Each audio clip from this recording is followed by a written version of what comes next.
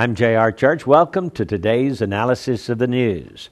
There was a riot on the Temple Mount last Saturday, and according to the Fatah, they claim that the Israelis were stirring up problems. There was no problem. There was just this riot by the Palestinians. And when they were asked about it, somebody used the term Temple Mount. Oops.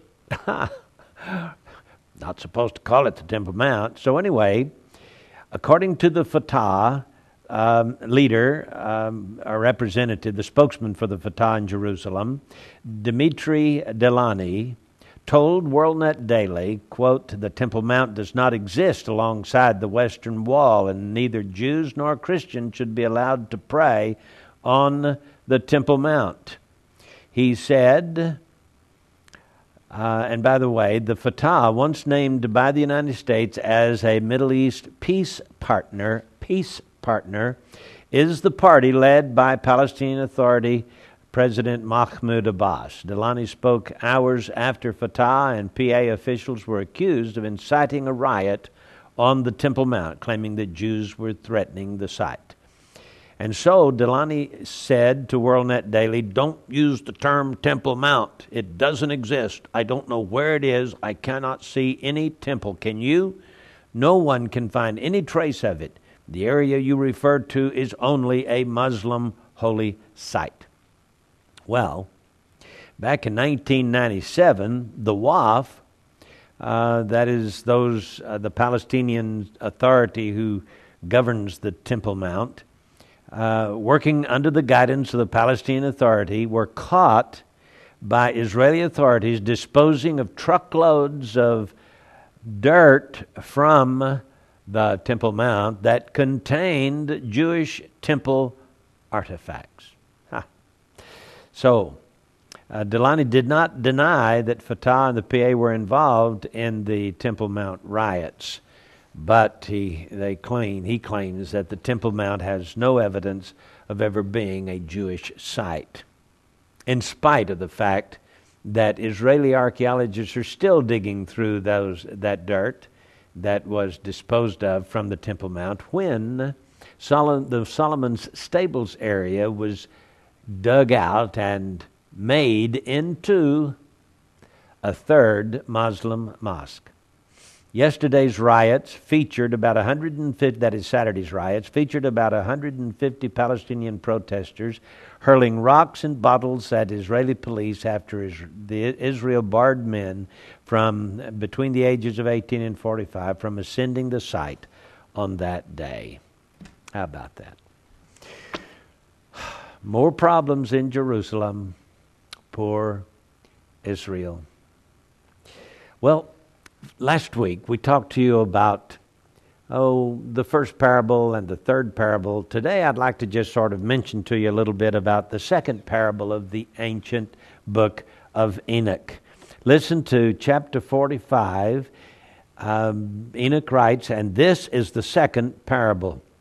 Concerning those who deny the name of the dwelling place of the holy and of the Lord of the spirits, they will not ascend to heaven and will not come on the earth. Such will be the portion of the sinners who deny the name of the Lord of the spirits, who are thus preserved to the day of suffering and sorrow. On that day, the chosen one, that is the Messiah, will sit upon the throne of glory and will choose among men's deeds and places without number, and their spirit will become strong in them, and they will see my chosen one and those who have called upon my holy and glorious name." In other words, the sinners will be raised to face judgment.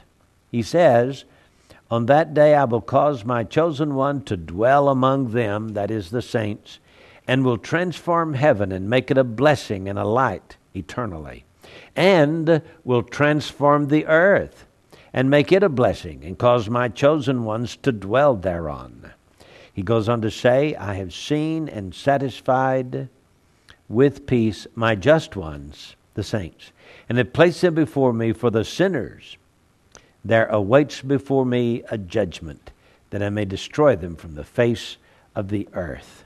So, Judgment Day is coming, and he's talking about the tribulation period, the time when the Lord will judge the wicked and reward the saints. Now he says in chapter 46, "And there I saw one who had a head of days." That is, he looked old. He was into antiquity. In fact, it says that his head was white like wool. So he had white hair. And with him a second, whose countenance was like the appearance of a man. So here Enoch says, I see God sitting upon his throne. His hair is white. He looks like the Ancient of Days, or what he here calls the Head of Days. And he says, then I saw this human that was near the throne, the appearance of a man.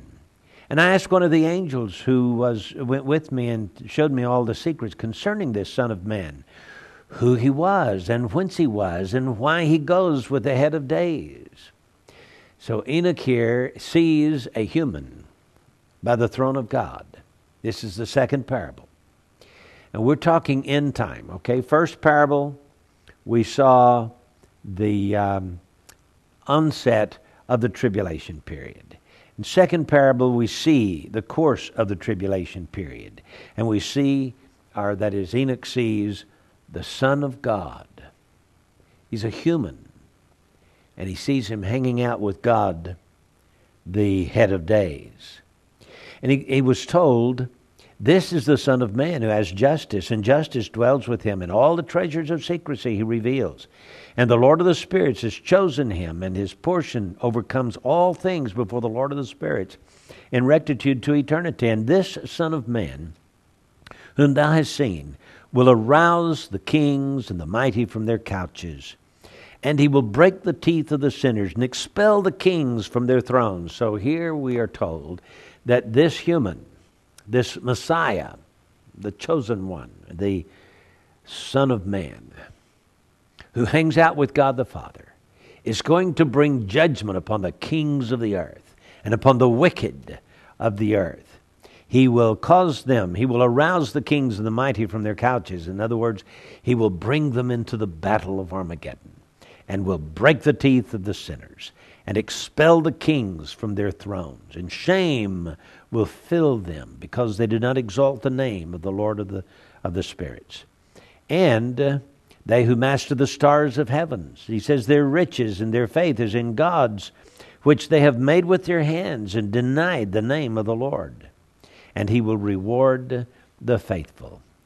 Well, it's a fascinating read here in this second parable. Just another couple of things here. Chapter 47. In those days the prayer of the just and the blood of the just one shall ascend from the earth before the Lord of the Spirits. So here we're told that this Son of Man is the just one. He is the Messiah. And that his blood atones for the sins of the saints. On account of the blood of the just, which has been spilled in the prayer of the just, that it may not be in vain before the Lord of the Spirits, and that judgment may be held over them, and they not suffer to eternity. And he sat on the throne of his glory, and the books of the living were opened. That's the Lamb's Book of Life. And it goes on to say, the hearts of the holy ones were filled with joy because of the number of justice was fulfilled, and the prayers of the just had been heard, and the blood of the just one had been demanded before the Lord of the Spirits. Can you imagine this ancient book of Enoch saying that the Messiah shed his blood for the sins of humanity? No wonder the rabbis didn't want to put the book of Enoch in the Bible, because it spoke of the Messiah shedding his blood for the sins of the world. It goes on to say that the Messiah will be a staff to the just and the holy, upon which they support themselves and will not fall. And he will be the light of the nations, and he will be the hope of those who are sick.